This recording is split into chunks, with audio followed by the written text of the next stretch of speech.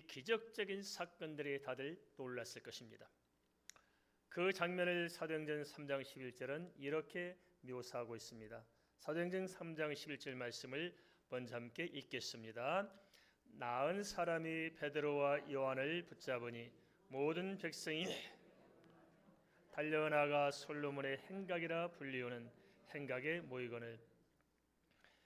여기서 중요한 것은 무엇일까요? 그가 안전병에 있던 사람이 일어났던 것, 그것이 과연 중요한 문제였을까요? 그것이 과연 사람들에게 궁금증을 자아냈을까요? 그것은 물론 당연한 이야기였습니다만은 그보다 성경이 오늘 우리에게 말하자는 것은 더 중요한 의미가 있을 것입니다. 그것은 뭐냐? 그것은 바로 그러한 사건들을 통해서 오늘 우리에게 뭔가를 말씀할 것이 있다는 것입니다. 솔로몬 행가로 몰려든 사람들은 어떻게 해서 이런 일이 있을 수 있고 또 그 사건의 내막은 무엇인가를 듣고 싶었을 것입니다. 여기에 대해서 베드로 사도는 사도행전 3장 11절에서 12절 전반절에 이렇게 증언했습니다.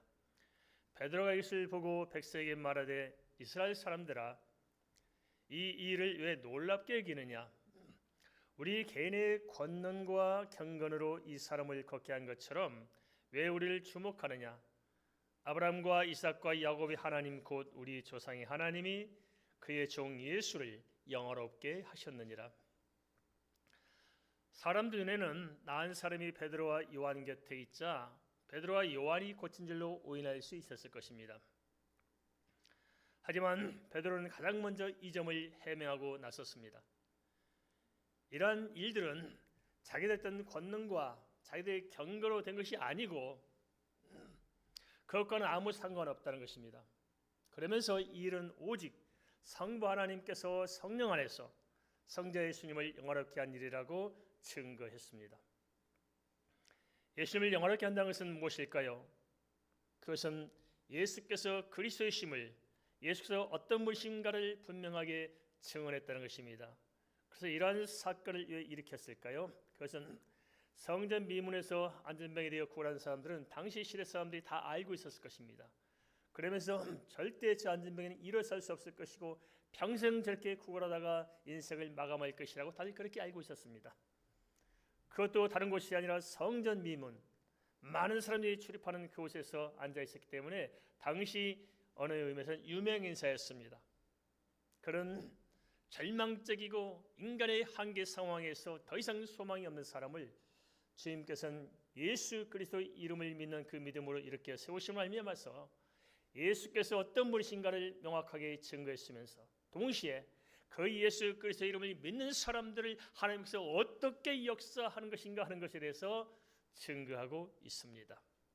네, 이것은 당시 시대의 사건이 아니라 오늘 시대에 살아가는 우리들의 문제가 될 수 있고 우리들의 은혜가 될 수 있다는 사실에 대해서 성경은 우리에게 말씀하고 있는 것입니다. 성경에서 이적적인 사건은 예수 그리스도를 내 속에 확증을 주고 다른 사람에게 나를 통해 증거하는 표적으로 등장하고 있는데 마가복음 16장 20절은 이렇게 말씀하고 있습니다. 제자들이 나가 두루 전파할세 주께서 함께 역사하사 그 따르는 표적으로 말씀을 확실히 증언하시느니라. 그리고 사도행전 5장 12절도 이렇게 말씀하고 있습니다. 사도들의 손을 통하여 민간의 표적과 기사가 많이 일어나매 믿는 사람이 다 마음을 같이하여 솔로몬 행각에 모이고. 어떻게 믿습니까? 지금도 주님의 기적은 나와 함께 할 수 있다고 믿으십니까? 아니면 아무 상관이 없다고 믿으십니까? 어떻게 믿습니까? 주님께서 나와 힘도 함께 하시기 때문에 주께서 필요하면 내게 기적을 나타내 주실 것을 믿으십니까? 영 자신이 없으시죠? 예수 이름을 믿는 믿음을 통해서 안전병이가 일어서고 병자가 고침받는 사건은 지금도 얼마든지 일어나고 있습니다. 저 또한 각혈을 하고 피를 통해서 죽을 수밖에 없는 상황에서 밤이면 피를 삼키고 자고 아침엔 피를 토하면서 일어났던 사경에서 예수 이름으로 고침받고 이렇게 목사가 되어서 복음을 전하고 있습니다. 하나님의 기적은 지금도 동일하게 역사하는 것입니다. 하지만은 그보다도 더 큰 기적이 있다는 것입니다. 더 본질적이고 더 소중한 기적이 있음에도 불구하고 우리는 내가 그 기적 가운데 살고 있다는 사실들을 우리는 망각하고 있는 것이 아닐까요? 가만 생각해 보세요. 얼마나 우리가 큰 기적 속에 살아가고 있습니까? 우리가 살아가고 있는 이 삶의 환경을 보더라도 그렇습니다. 우주에는 40억 개나 되는 별이 이루어진 그 은하수 계처럼 그런 것들이 40억 개나 되고 있습니다. 그 엄청난 별들이 제시간 제때 정확히 운행해서 우리가 아침에 해를 보며 밤에 달빛을 보며 살아갈 수 있는 것만도 사실은 기적이 아닐까요? 하루 우리가 눈을 떠서 하루를 맞이할 수 있다는 것이 얼마나 우리에게 신비스럽고 얼마나 기적적인 것일까요?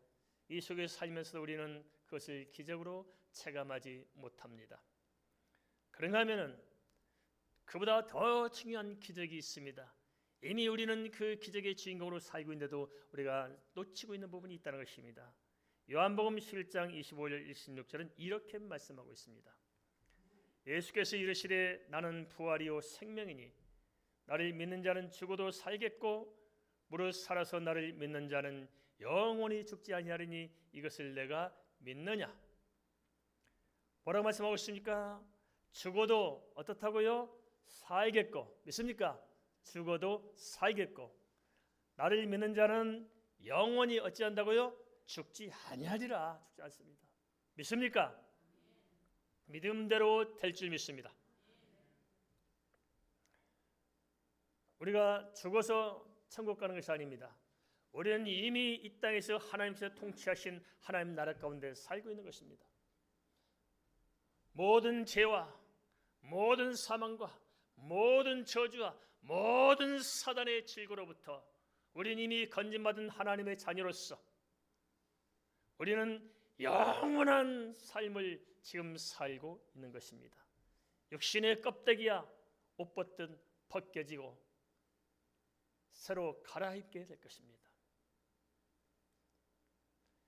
사람의 가장 깊은 속에 있는 그 절망감은 무엇일까요? 그것은 죽음이 아니겠습니까? 그렇지만 우리는 죽음을 뛰어넘어서 지금 살고 있다는 것이 이게 기적이 아닐까요? 진리를 알지니 진리가 너희를 자유하게 하리라.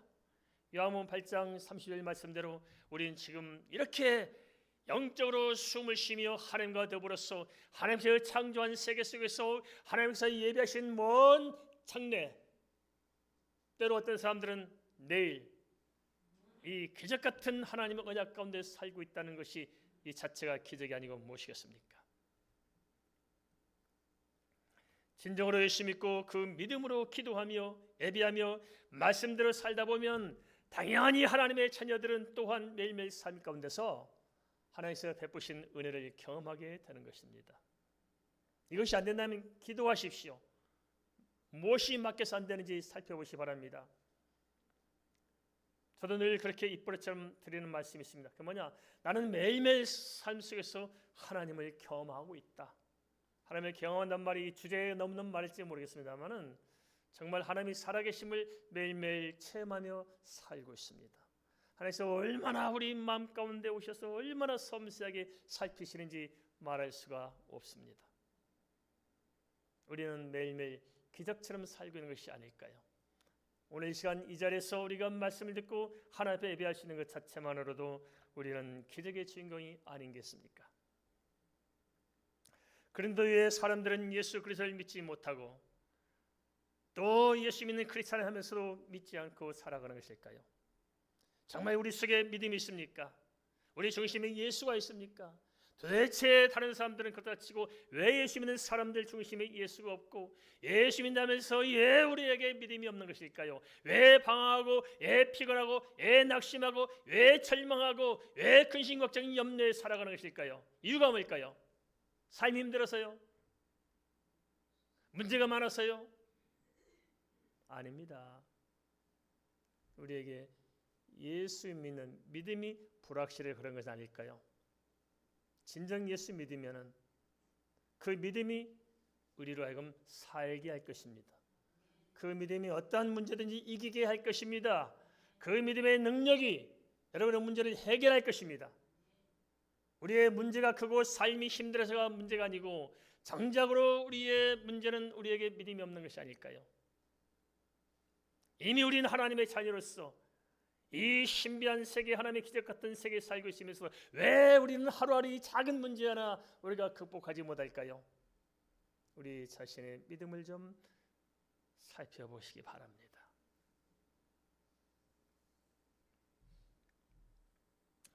어쩌면 인간의 무지와 한계상을 몰라서 우리가 자기 자신에게 속고 있는 것은 아닐까요? 그런가 하면 또 나름대로 잘 살아보겠다고 예수가 아니라 다른 사람들의 기대에서 우리가 실망하고 있는 것은 아닐까요? 아니면 세상 가치를 우선해서 영적인 세계를 알지 못함으로 악한 영들에 붙들려 있는 때문은 아닐까요? 하나님의 백성이라고 자문했던 당대 이스라엘 백성들은 더 심각했습니다. 사도행전 3장 13절 하반절에서 15절은 그 실상을 이렇게 들춰내고 있습니다. 너희가부터 한번 읽겠습니다. 너희가 그를 넘겨주고 빌라도가 놓아주기로 결의한 것을 내가 그 앞에서 거부하였으니 너희가 거룩하고 의로운 일을 거부하고 도리어 살해한 사람을 놓아주기를 구하여 생명의 주를 죽였도다. 그러나 하나님이 죽은 자 가운데서 그를 살리셨으니 우리가 이 일의 증인이라.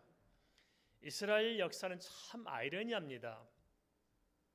자신들이 기다렸던 그 메시아를 자기들의 손으로 십자가에 못 박아 죽이잖아요. 이게 어떻게 이해가 되겠습니까? 그것도 자기와 별 상관이 없는 로마의 빌라도는 예수님을 놓아주고자 했는데 굳이 우겨서 자기들의 메시아를 자기들의 십자가에 못 박아 죽입니다. 물론 예수님을 유다가 팔지 않았어도 이스라엘 예수님을 죽음으로 내몰지 않았어도 예수님께서는 십자가를 질 수밖에 없는 상황 속으로 오셨습니다. 그래서 대속의 과업을 성취하셨을 것입니다. 도대체 왜 어느 누구도 목격할 수 없는 이적을 직접 눈으로 보고도 어느 누구도 따라할 수 없는 주님의 권세 있는 말씀을 들었으면서도 또 당대 세례 요한이 앞장서서 예수께서 그리스도의 심을 증언한 그 자리 앞에 살아왔으면서도 왜 예수님을 믿지 못하고 죽음의 자리로 내몰았을까요? 로마서 1장 28절은 이렇게 알려주고 있습니다. 또한 그들이 마음에 하나님 두기를 싫어하며 하나님께서 그들을 그 상실한 마음대로 내버려두사 합당하지 못한 일을 하게 하셨으니. 오늘날 이 시대도 마찬가지로 따지고 보면 이런저런 이유야 많겠지만 사실은 마음에 하나님 두기를 싫어해서 우리가 믿음대로 살지 못하는 것이 아닐까요? 한번 생각해 보세요. 정말 내 마음에 하나님 모시기를 기뻐하고 있습니까? 하나님 두기를 싫어하고 있을까요?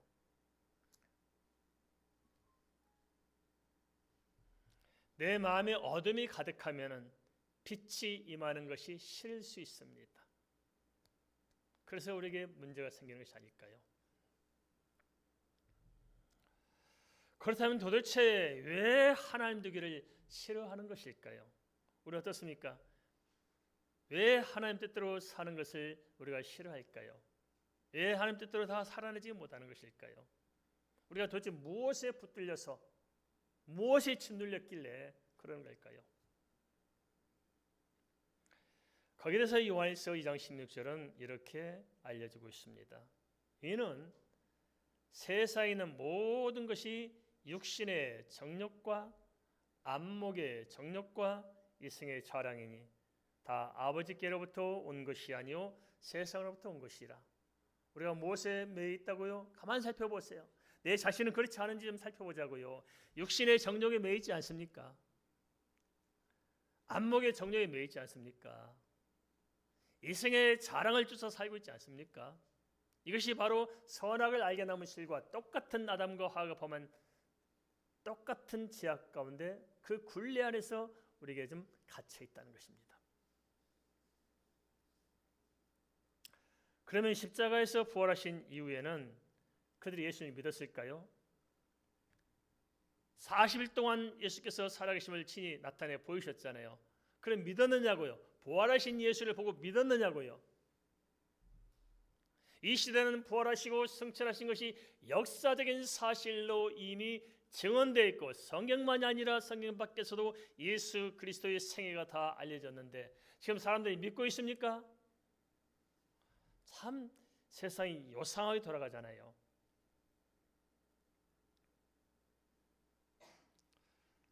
그럼 가만히 생각해 보세요. 예수 안 믿고 사는 사람들은 굳이 예수를 부인하면서 살아왔는데 그들의 삶이 행복합니까? 이스라엘 오신 메시아를 굳이 십자가에 못 박았는데 그들의 민족이 평탄했습니까? 정말 잔혹하잖아요. 그러한 역사적인 증언을 본다면 사실 우리 자신의 개인사도 한번 생각할 필요가 있지 않겠어요? 전 세계적으로 보더라도 기독교 복음 선교에 열심히 했던 나라들이 있었습니다. 시대마다. 그리고 우상을 섬겼던 나라들이 있습니다. 물론 이것을 객관적인 데이터로 우리가 분석하고 그것을 딱 부러지게 이렇게 하기는 어렵습니다만 그래도 어느 정도 우리가 짐작할 수 있는 게 있습니다. 그것은 기독교 국가들이 훨씬 부강합니다. 어느 시대인가는 그렇습니다. 지금도 마찬가지입니다. 우리 대한민국도 예수 믿고부터 우리 대한민국이 세계 막강한 나라 되지 않습니까? 성교학적으로 10의 40이라는 창문제기라고 있습니다. 10의 40 쭉 지도를 보고 그 안에 있는 나라들이 전 세계에서 아주 그냥 숨도 못 쉬게 가난한 나라들입니다. 그 나라의 공통된 특징이 있습니다. 불교, 이슬람, 우상이 집중적으로 그 나라에 강한 나라이 그 안에 다 있어요. 10의 30 그 사이에. 지독이 가난합니다. 그냥 홍수하면 났다면 다 쓸려가지고 전 국민의 그냥 4분의 1, 3분의 1이 다 그냥 이재민이 돼버립니다. 많아요. 이렇게 먹고 살 게 없어.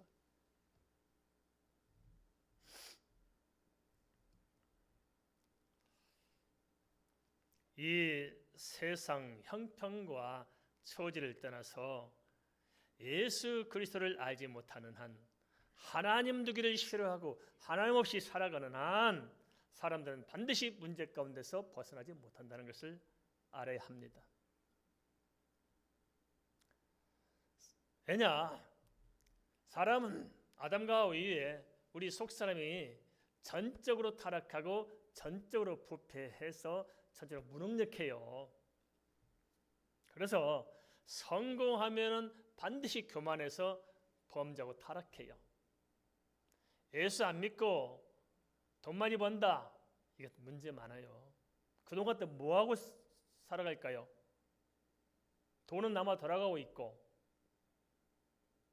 육신의 정욕, 안목의 정욕, 이세의 자랑으로 내가 충만해 있는데 돈이 많이 생기면 무슨 짓을 할까요?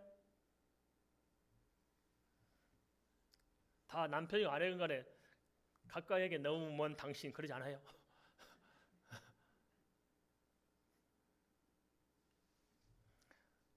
교만해서 반드시 타락하게 돼 있어요. 자기가 왕인 줄 알고 자기 멋대로 살고 싶어 하게 돼 있다고요. 반대로 실패하면 어떡할까요? 갈 길을 몰라서 좌절하고 방황해요. 방황하면서 또 범죄해요. 이래저래 안 되는 거예요. 꼭 돈이 많아서 세상에 출세해서 잘 됐다는 것이 아니고 삶의 질이 다른 겁니다. 삶의 질이. 예수 믿으면 없어도 풍성해요. 믿습니까? 예수 믿으면 병들어도 마음이 건강해요. 예수 믿으면 출세하지 못해도 내가 꿀릴 게 없어요.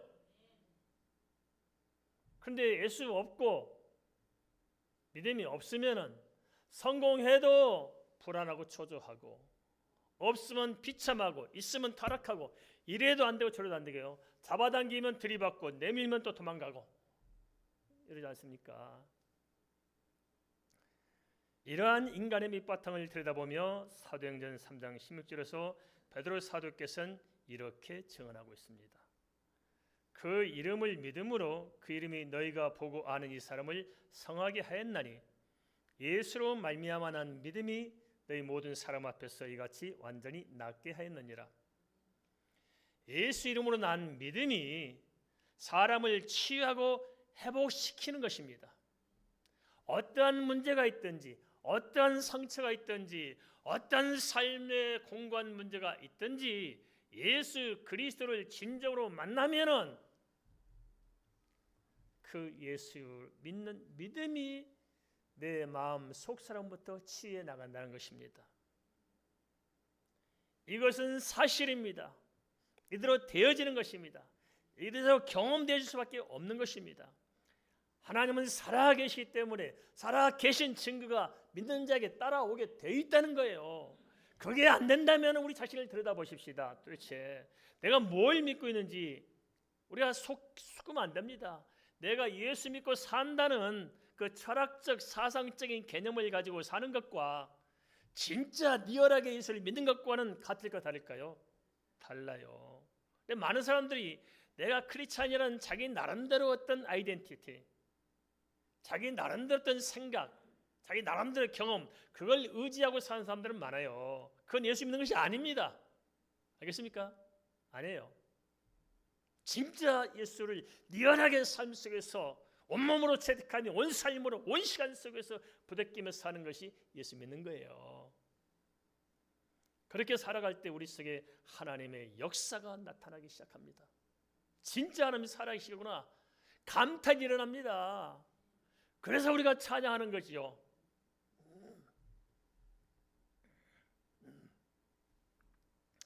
예수 믿으면 그 믿음은 반드시 능력으로 역사합니다.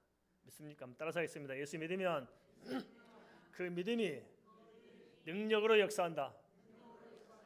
믿으십니까? 그래서 우리 예수 믿는 사람들은 걱정할 필요가 있어요, 없어요? 걱정할 필요 있습니까, 없습니까? 이렇게 해놓고 또 집에 돌아와서 또 걱정하고 있죠, 콧바치고.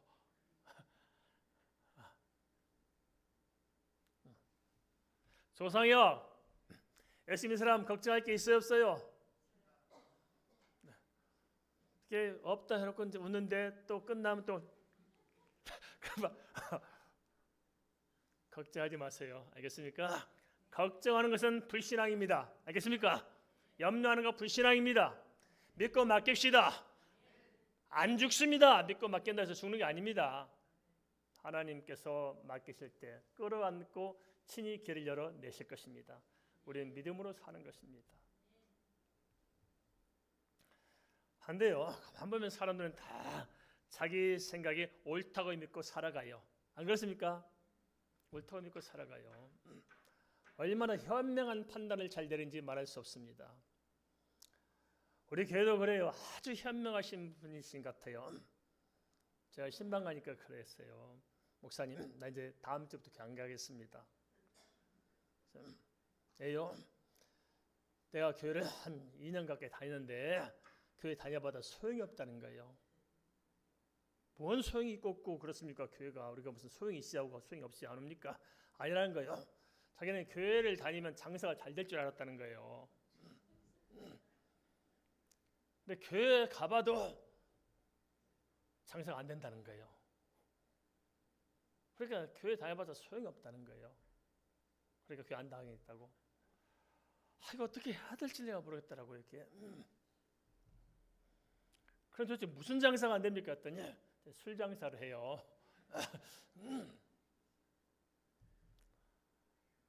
목사가 제일 힘든 때가 있어요. 술집을 오픈해놓고 와서 축복기도 해달라고 그래요.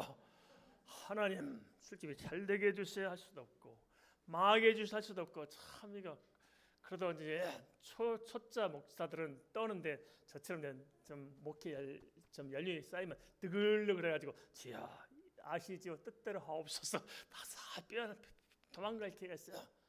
또 곤란한 때가 있어요. 어떤 분은 또 이제 이혼하겠다고 저한테 와서 마지막에 기도해달라고 그래요. 그리고 이제 자기들 이혼 법정에 가야 되는데 이제 이혼하라고 복잡하게 차도 어디 맞기 복잡한가 봐요. 그래서 저들을 태워다 달래요. 그래서 한쪽은 신랑 신부 뒤에 앉혀놓고 제 차로 모시고 법정에 가는데 재판에 들어가잖아요. 또 기도해 달래요. 하나님 이혼을 잘하게 해주십시오. 기도하십시오.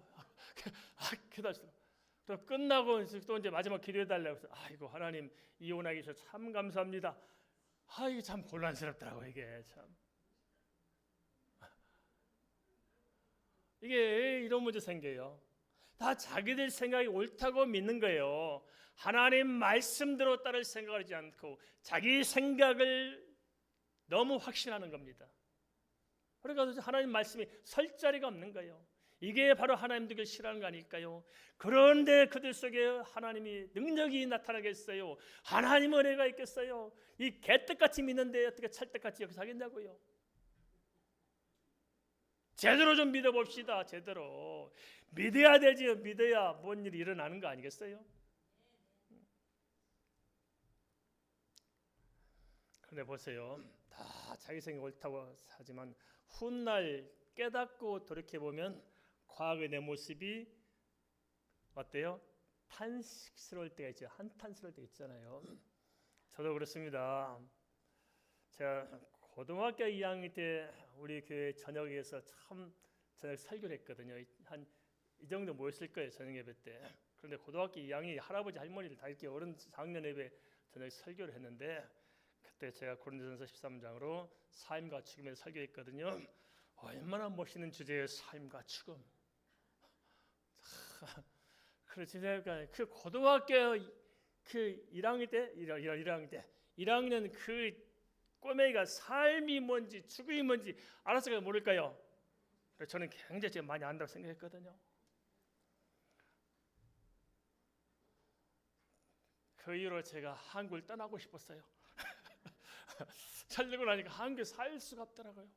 제가 그 이후에도 군대에 가서도 제가 또 맨날 군인들 근무하러 갈 때 제가 말씀 읽고 기도해주고 사실 저 성경도 안 읽어보고 그냥 뭐 어떻게 설교인지 모르고 어떻게 기도인지 모르는데 아무튼 헛소리 왕창 해놓고 그리고 또 목회 초년병 때도 그랬어요. 초년병 때도 제가 예전에 이 설교문을 보거든요. 아휴 제가 그거 읽어보고 목회 그만두고 싶었어요. 우리 성도들 쳐다볼 면목이 없어서 그래도 하나님께서 참 은혜를 주셔서 다 기억을 사라지게 해서 참 감사해요. 그래서 알았어요. 예, 주일 설교 끝나고 그러면 성도들 감사 잊어버리느냐? 그래야 네가 또 다음에 설교할 수 있지. 할렐루야.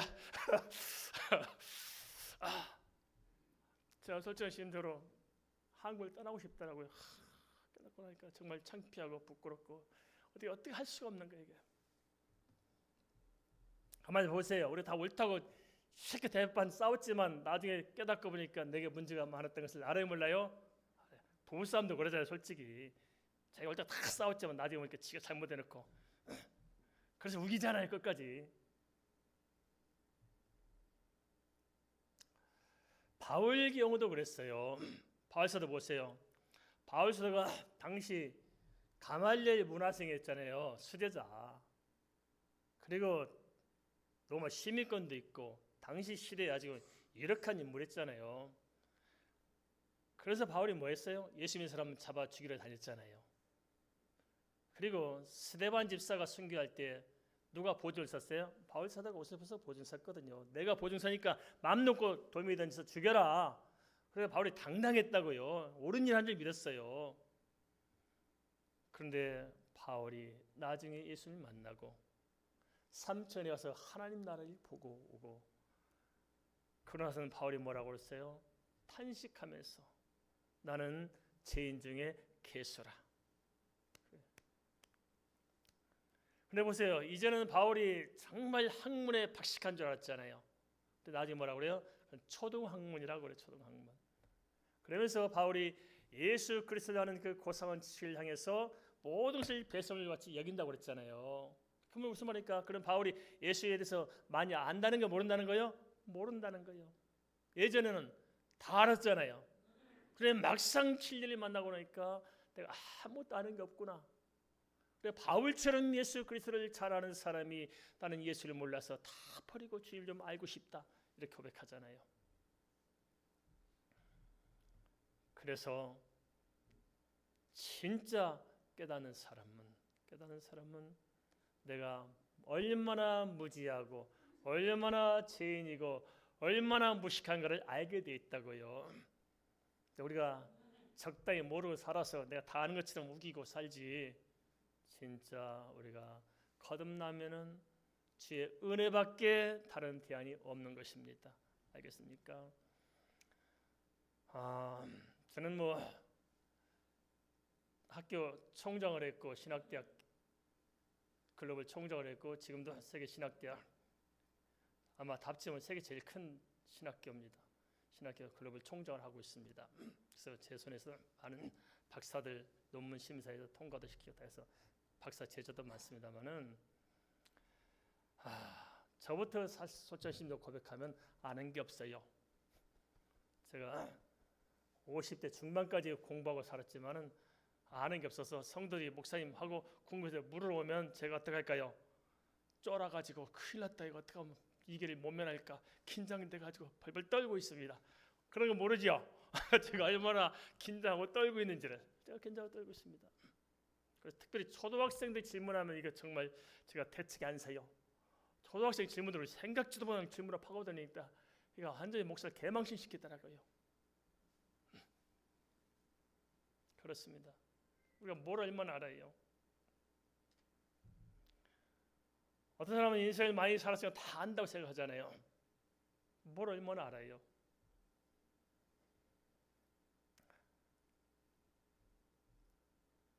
이스라엘 백성들도 하나님의 백성이라고 여겼지만 사실 그들은 삼일체 하나님을 알지 못했습니다. 창세기 1장 1절도 몰랐어요. 그리고 또한 그들은 어느 한때 하나님을 제대로 섬긴 적도 없었습니다. 물론 안전병에 일어선 표적적 사건을 보고도 그들은 깨달은 바가 없었을 것입니다. 그런 그들에게 베드로 사도께서는 이렇게 선포하셨습니다. 사도행전 3장 17절을 좀 함께 읽어보겠습니다. 형제들아, 너희가 알지 못하여서 그리하였으며 너희 관리들도 그리한 줄 아노라. 여기서 우리는 하나님의 마음을 볼 수가 있어요. 이 나쁜 놈들아, 무식한 놈들아 그랬어요? 아니면 끌어안았어요? 끌어안았어요. 하나님의 마음을 보여주고 있어요. 세상은 지적하고 판단하고 꾸짖고 야단치고 시비하고 짓누르고 자기가 뭔가 조금만 기득권이 있다면 사람을 짓밟으려고 합니다. 조금만 아는 게 있으면 다른 사람들에게 이렇게 무시합니다. 이게 세상 흑암이 하는 거예요. 그런데 하나님 나라는 그렇지 않아요. 그들의 비록 예수를 못 박은 사람들이고 그들의 비록 자기들의 이속 때문에 세상과 타협하며 살고 있었을지라도 주님은 폭을 넓혀서 마음을 열어서 가슴으로 끌어안잖아요. 이해한다. 너희들이 몰라서 그렇지 않냐. 이해한다. 너희들의 관원들도 알았겠느냐. 몰라서 그런 거지. 정말 예수께서 그리스도라는 사실 알았으면 어떻게 못 받겠냐. 그래도 너희들이 뭐 알았으면 어떻게 예수 안 믿고 살겠느냐. 몰라서 그런 거지. 이것이 교회가 세상을 향해서 품어야 할 마음입니다. 알겠습니까? 세상을 우리가 끌어안는 거예요. 비판하고 판단하고 하는 게 아니고 기독교가 나서가지고 막 그냥 분란 일으키면서 막 그냥 쓸데없는 보기 힘주고 그런 게 아니에요. 우리는 따뜻한 사랑으로 모든 백성들을 똑같이 끌어안고 우리 시시비비하는 판가름하는 사람이 아니고 기도하고 덮어주고 위로하고 참된 소망을 알도록 이끌어가야 하는 것입니다.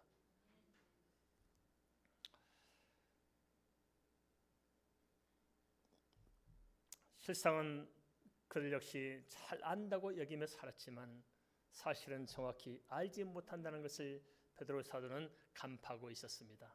왜 그럴까요? 자기도 그랬거든요. 예수님께서 부활하시고 승천하실 때까지 뭐요? 주여 이스라엘 회복할 때 이때입니까? 지금 엉뚱한 소리 하잖아요. 알아요.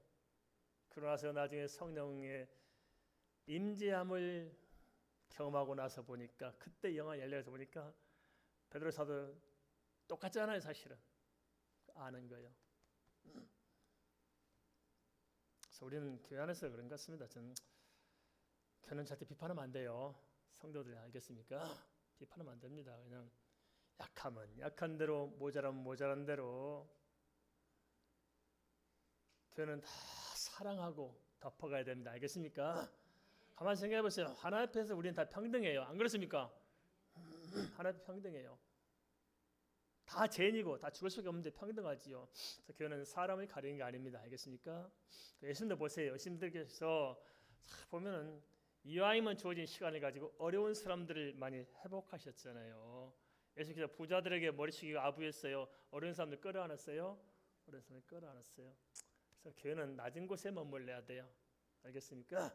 낮은 곳에 머물면서 세상에 참 어렵고 안타깝고 의지할 수 없는 사람들 교회가 좀 끌어안고 그들이 예수님으로 살아갔던 것을 좀 같이 아파하면서 끌어안는 게 교회지. 뭐 우리가 목에 힘을 주고 할 게 뭐 있어요, 교회가. 요즘은 교회들이 참 목에 힘을 주려고 하는 것 때문에 세상에서 비판을 받잖아요. 교회는 겸손해야 됩니다. 겸손해야 돼요. 우리도 그런 교회를 만드십시다. 교회가 겸손해질 수 있도록. 그러면 당시 이스라엘 사람들은 누가 알려주지 않아서 몰랐던 것일까요? 아니었습니다. 사도행전 3장 18절에 이렇게 증언하고 있습니다. 그러나 하나님이 모든 선자 입을 통하여 자기의 그리스도께서 고난받으실 일을 미리 알게 하신 것을 이와 같이 이루셨느니라. 예수 그리스도의 십자가 사건은 미리 알리신 그대로 성취가 되었습니다. 하나님께서는 이미 말씀해 주시고 그냥 성취하셨지 말씀 안 하신 건 하나도 없어요. 우리도 마찬가지입니다. 주님 모실 재림을 분명히 이야기해 주었어요. 우리 수없이 들었어요. 이렇게 말씀하시고 계시해 주고 다 모든 사람이 다 알도록 하시고 오셔요. 이 지구촌에서 예수 그리스도의 재림에서 못 들어본 사람이 없는 거예요. 다 들었어요. 그리고 나서 성취하실 것입니다. 그렇다면 어떤 게 문제일까요? 문제는 알긴 아는데 모르는 거예요. 무슨 말씀 이해되십니까? 알긴 아는데 몰라요. 듣긴 들었는데 듣지 못해요. 보긴 보았는데 보지 못했어요. 이것이 바로 영적인 문제입니다. 근데 사실 그렇더라고요. 사람들이 다 안다고 믿고 살지만 모를 때가 많아요. 그리고 참 성들도 우리가 조심할 부분이 뭐냐면 믿지 못해서 구원받지 못한 것은 분명해요. 그런데 교회 안의 문제는 뭐냐면 믿지 않는데 믿는다고 생각하는 착각이 문제예요. 알겠습니까? 착각에서 벗어나야 됩니다. 그리고 옳다고 주장하지만 사실을 우리가 옳지 않은 경우가 얼마나 많습니까? 우리가 제 눈의 안개라고 그러잖아요. 마음의 눈대로 보게 돼 있어요. 사실을 믿어야 되는데 내가 믿는 것을 사실로 따라요. 곤란합니다. 예를 들면 그렇습니다. 제가 어느 날 밖에 나가면서 안경을 끼고 나갔습니다. 한낮인데 안경을 끼고 나갔는데 문 열고 나가니까 왜 밖이 한여름이고 햇빛이 쨍쨍한데 날이 참 어둡더라고요. 그래서 제가 희한했습니다. 이렇게 날이 어둡냐, 희한하다. 이런 날 참 희한하다. 여름이고 햇빛 쨍쨍하다는데 이렇게 어둡냐 해서 제가 한참 고심고심하다가 왜 그런가 하고 물어봤어요. 이렇게 어둡냐니까 옆에 있는 사람은 몰라요. 왜 어두운지. 뭐 어둡냐고 그러대요. 그래서 가만 보니까 안경을 쓰고 오는 것이 아니고 선글라스를 끼고 왔다라 새카만 거. 그러니까 날이 어두운 거예요. 이렇게. 그러면서 왜 이렇게 날이 어둡냐고. 근데 이게 사람이 살아가는 게 이렇더라고요. 내 눈이 감겨진 것을 모르고 남 탓하고 세상 탓하고 살고 있다는 거니까 이게 사람이 이렇게 살더라고. 이게 이스라엘 백성들도 그렇고 당시 사람도 오늘 이 시대에 사는 사람도 영적으로 이런 것이 아닐까요? 다 내가 옳아요. 예, 우리가 이렇게 나라가 시끄럽습니까? 다들 자기 생각만이 옳다고 믿기 때문에 이렇게 시끄러운 거 아닐까요? 나도 옳을 수 있고 당신도 옳을 수 있고 나도 다 모를 수 있고 당신 다 모를 수 있으면 그렇게 목소리 높이고 뭐가 피 터지게 가려도 되거든요. 우리가 다 완벽히 알겠느냐 하면서 서로를 조금씩 양보하고 인정하면서 끌어안고 기도하면서 우리가 좀 의견은 다를 수 있죠. 사람들이 어떻게 의견이 똑같을 수 있어요? 안 그렇습니까? 특히